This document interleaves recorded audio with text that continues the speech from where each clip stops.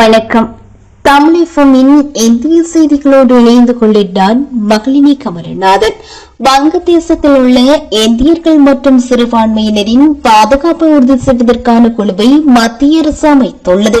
இதுகுறித்து மத்திய அரசு கூறியுள்ளதாவது: வங்கதேசத்தின் இந்தியர்கள் உள்ளிட்ட சிறுபான்மையினருக்கு எதிராக நிகழ்த்தப்படும் வன்முறைகளை மத்திய அரசு உன்னிப்பாக கவனித்து வருகின்றது. அவர்களின் பாதுகாப்பை உறுதி செய்யும் நிலவரத்தை தொடர்ந்து கண்காணிக்கவும் குழு ஒன்றை அமைக்கப்பட்டுள்ளது.